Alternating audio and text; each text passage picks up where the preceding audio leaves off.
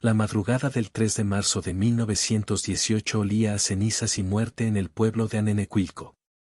El humo negro que se elevaba desde los restos carbonizados de la casa donde Emiliano Zapata había nacido 39 años atrás todavía oscurecía las primeras estrellas del amanecer. No era una casa cualquiera. Era el último refugio de doña Cleofás Salazar, la madre del caudillo del sur, una mujer de 72 años que había visto nacer la revolución desde las entrañas mismas de su hogar. El general Pablo González, el carnicero de Carranza, había ordenado personalmente el ataque. Sus tropas federales habían llegado al pueblo como una plaga de langostas, arrasando todo a su paso. Pero esta vez habían cruzado una línea sagrada, una frontera invisible que ni el más despiadado de los revolucionarios se atrevía a traspasar, habían atacado a la madre del general del Ejército Libertador del Sur. Doña Cleofás había logrado escapar por minutos, advertida por una vecina que vio las antorchas acercándose desde el cerro. La anciana, con las piernas temblorosas pero el espíritu intacto, se refugió en una cueva que los zapatistas usaban para esconder armas. Desde ahí, con lágrimas rodando por sus mejillas arrugadas, vio cómo las llamas devoraban cada recuerdo, cada fotografía, cada carta que su hijo le había enviado desde las montañas. Pablo González era un militar de carrera que había ascendido lamiendo las botas de Venustiano Carranza. Gordo, de mostacho recortado a la europea, siempre vestía un uniforme que parecía a punto de reventar por su prominente barriga. Sus pequeños ojos porcinos brillaban con malicia cada vez que ordenaba un fusilamiento. Había convertido el noreste de Morelos en su feudo personal del terror, donde su palabra era evangelio y su crueldad no conocía límites. Los soldados federales no solo quemaron la casa.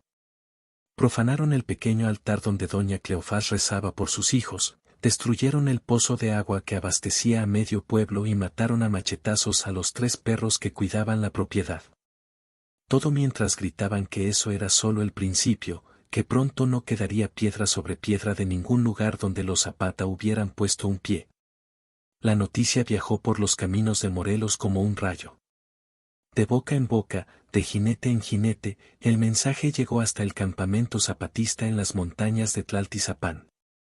Emiliano estaba revisando mapas con sus generales cuando un mensajero cubierto de polvo y sudor irrumpió en la tienda de campaña.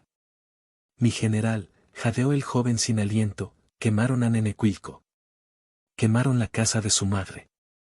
El silencio que siguió fue tan profundo que se podía escuchar el viento entre los pinos. Los generales zapatistas, hombres curtidos en 1000 batallas, vieron algo en los ojos de su jefe que los hizo retroceder instintivamente. No era rabia. Era algo más profundo, más oscuro, más peligroso. Era la calma que precede a la tormenta más devastadora. Zapata se levantó lentamente de su silla. Sus manos, que habían empuñado el arado antes que el fusil, se cerraron en puños tan apretados que las venas se marcaron como cuerdas bajo la piel. Cuando habló, su voz sonó como el siseo de una serpiente de cascabel. ¿Mi madre está bien? Sí, mi general. Doña Cleofás está a salvo en casa de los Hernández. Emiliano asintió una sola vez. Luego, sin decir una palabra más, salió de la tienda y caminó hacia el bosque. Sus hombres lo vieron perderse entre los árboles y supieron que era mejor dejarlo solo. Necesitaba procesar lo que acababa de escuchar, necesitaba decidir cómo responder a esta afrenta imperdonable. Esa noche, mientras la luna menguante apenas iluminaba el campamento, Zapata reunió a 7 de sus hombres más leales. No a sus mejores generales, no a sus guerreros más feroces, sino a 7 hombres que habían nacido en Anenecuilco, que conocían cada piedra, cada árbol, cada sombra del pueblo como la palma de su mano. «Vámonos», fue todo lo que dijo. No llevaban uniformes. Vestían como campesinos comunes, como huaraches gastados y sombreros de palma deshilachados.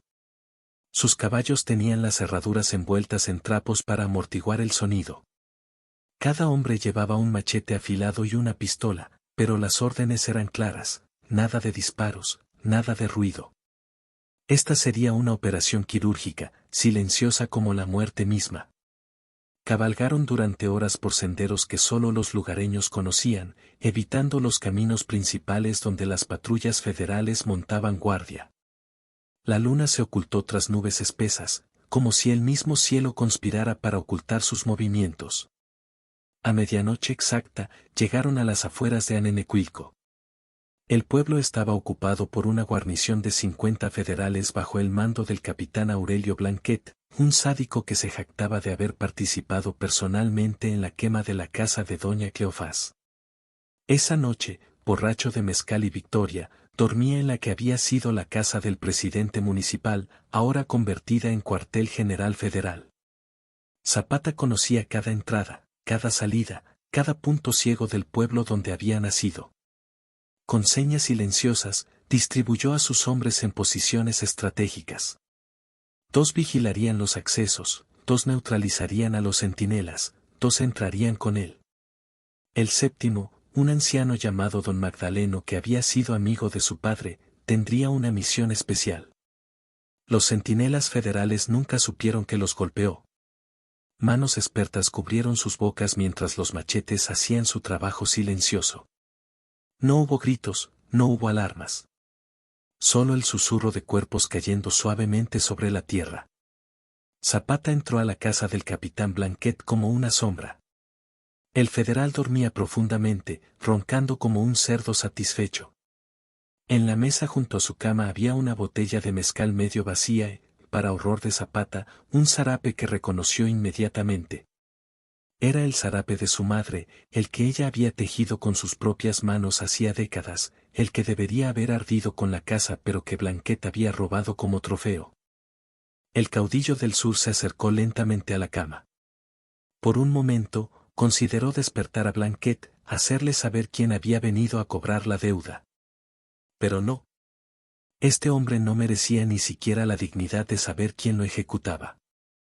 Con un movimiento rápido y preciso, Zapata cubrió la boca del capitán con una mano mientras con la otra hundía su cuchillo entre las costillas, directo al corazón. Blanquet abrió los ojos por un instante, el terror reflejándose en sus pupilas dilatadas al reconocer el rostro sobre él. Trató de gritar, de luchar, pero la vida se le escapaba como agua entre los dedos. En segundos, todo había terminado. Pero Zapata no había venido solo a matar. Había venido a enviar un mensaje. Amigos del canal, si están disfrutando esta historia de justicia revolucionaria, no olviden darle like y suscribirse a Sombreros y Fusiles para no perderse ninguna de estas historias que la historia oficial no cuenta. Con la ayuda de sus hombres, Zapata arrastró el cuerpo de Blanquet hasta la plaza principal del pueblo. Ahí, bajo el viejo ahuehuete donde generaciones de anenecuilquenses habían celebrado sus fiestas y llorado sus muertos, colgaron al capitán federal de una rama gruesa. En su pecho, clavado con su propio cuchillo, dejaron un mensaje escrito con la caligrafía impecable que Zapata había aprendido de niño. Por quemar la casa de mi madre. Por cada lágrima de los viejos de Anenecuilco. La revolución no olvida. La revolución no perdona. EZ. Pero el plan de Zapata iba más allá de la simple venganza. Don Magdaleno, el séptimo hombre, tenía órdenes específicas. Mientras los demás se ocupaban de Blanquet, él había ido casa por casa, despertando silenciosamente a las familias zapatistas que aún quedaban en el pueblo. Les susurró que el general había vuelto, que había hecho justicia, pero que debían actuar con normalidad cuando amaneciera. Debían ser los testigos silenciosos de lo que vendría después. Al amanecer, cuando los federales descubrieron el cuerpo de su capitán meciéndose en la brisa matutina, el pánico se apoderó de la guarnición. Los soldados, aterrorizados, comenzaron a disparar al aire, a registrar casa por casa buscando a los responsables. Pero los habitantes de Anenecuilco, fieles a su palabra, juraron no haber visto ni oído nada. Habían estado durmiendo, dijeron. Debió ser el fantasma de Zapata, murmuraban algunos con fingido terror. El teniente que quedó al mando, un joven inexperto llamado Fermín Ochoa, ordenó represalias inmediatas. Pero algo extraño sucedió. Cada vez que los federales intentaban arrestar a alguien, aparecían mensajes clavados en las puertas de sus propios cuarteles. sabemos dónde duermes, tu familia en Puebla está siendo vigilada. La próxima vez no será solo el capitán. Los mensajes no estaban firmados, pero todos sabían de dónde venían. Los 7 testigos que habían acompañado a Zapata aquella noche se habían quedado en el pueblo, mezclados entre la población, vigilando, esperando. Eran los ojos y oídos del general, sus ángeles vengadores invisibles. Pablo González, al enterarse de lo sucedido, montó en cólera. Ordenó el envío de 200 soldados adicionales a Nenecuilco, pero cuando llegaron, encontraron el pueblo prácticamente vacío. Durante la noche, como por arte de magia, casi todas las familias habían desaparecido, llevándose sus pocas pertenencias. Solo quedaban los muy viejos y los muy jóvenes, aquellos que no podían ser acusados de nada. Entre los que se quedaron estaba doña Cleofás. La madre de Zapata había vuelto al solar quemado de su casa y había plantado una cruz de madera donde antes estaba su cocina. Cuando los federales le preguntaron por su hijo, ella los miró con esos ojos que habían visto nacer y morir imperios, y les dijo: Mi hijo está en todas partes y en ninguna. Está en el viento que sopla desde las montañas, en el maíz que crece en los campos, en el corazón de cada campesino que ustedes oprimen. Pueden quemar 1000 casas, pero no pueden quemar una idea. Y mi hijo, señores, es una idea que ya prendió fuego en todo México. Los federales no se atrevieron a tocarla. Había algo en esa anciana, una dignidad, una fuerza que los intimidaba más que 1000 rifles zapatistas. Se retiraron murmurando maldiciones, pero con el miedo clavado en los huesos. Las semanas siguientes fueron de terror psicológico para la guarnición federal. Cada noche desaparecía un soldado. No muerto, simplemente desaparecido. Luego aparecían a kilómetros de distancia, desnudos, atados a un árbol, con un mensaje pintado en la frente, cortesía del general Zapata. Los sobrevivientes contaban historias aterradoras de hombres enmascarados que surgían de la nada, que conocían sus nombres, los nombres de sus esposas, de sus hijos. El teniente Ochoa comenzó a perder la razón. Juraba ver a Zapata en cada sombra, escuchar su voz en cada susurro del viento. Los soldados empezaron a desertar, prefiriendo enfrentar el pelotón de fusilamiento antes que otra noche en ese pueblo maldito. En sus informes a Pablo González, Ochoa escribía con mano temblorosa: Este pueblo está embrujado, mi general. Zapata tiene pacto con el diablo. Mis hombres están enloqueciendo. La verdad era más simple y más brillante. Los 7 hombres que habían acompañado a Zapata aquella noche de marzo habían creado una red de resistencia invisible. Conocían cada movimiento de los federales porque los niños del pueblo, esos que parecían tan inocentes, eran sus ojos. Las mujeres que lavaban la ropa de los soldados eran sus oídos. Los viejos que vendían pulque a las tropas eran su memoria. Emiliano Zapata nunca volvió a pisar a Nenecuilco mientras estuvo ocupado por los federales. No necesitaba hacerlo. Su sola sombra, la memoria de esa noche en que volvió como un fantasma vengador, era suficiente para mantener a sus enemigos en un estado de terror constante. Meses después, cuando los federales finalmente abandonaron el pueblo, incapaces de soportar más la guerra psicológica, encontraron otro mensaje clavado en el ahuehuete de la plaza, justo donde había colgado el capitán Blanquet. A Pablo González: quemaste la casa donde nací, pero no pudiste quemar mi espíritu. Por cada casa que destruyas, 1000 se levantarán. Por cada madre que hagas llorar, 1000 hijos tomarán las armas. Nenecuilco es México, y México no se rinde. Ate, el fantasma que no pudiste matar. Z.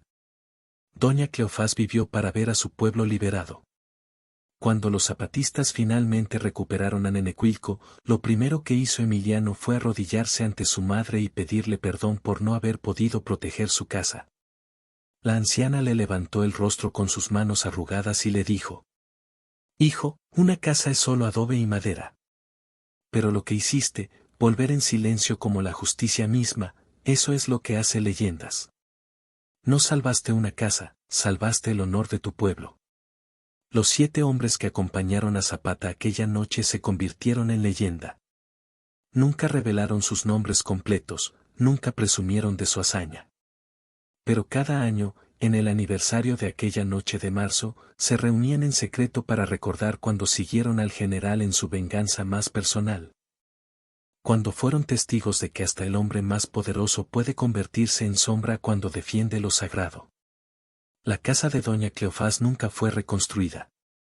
En su lugar, creció un jardín salvaje donde los niños del pueblo jugaban y donde, dicen los viejos, en las noches sin luna todavía se puede ver la silueta de un hombre con sombrero charro, vigilando, esperando, protegiendo lo suyo desde las sombras eternas de la memoria. Pablo González murió años después en su cama, pero hasta su último día, despertaba gritando en las noches, jurando que Zapata había entrado a su cuarto, que estaba ahí, en las sombras, esperando el momento de cobrar la última deuda. Y tal vez, solo tal vez, tenía razón. Porque hay venganzas que trascienden la muerte, y hay hombres cuya sombra es más poderosa que 1000 ejércitos. Si llegaste hasta acá y quieres conocer más historias ocultas de la Revolución Mexicana, dale clic al siguiente video y suscríbete a Sombreros y Fusiles.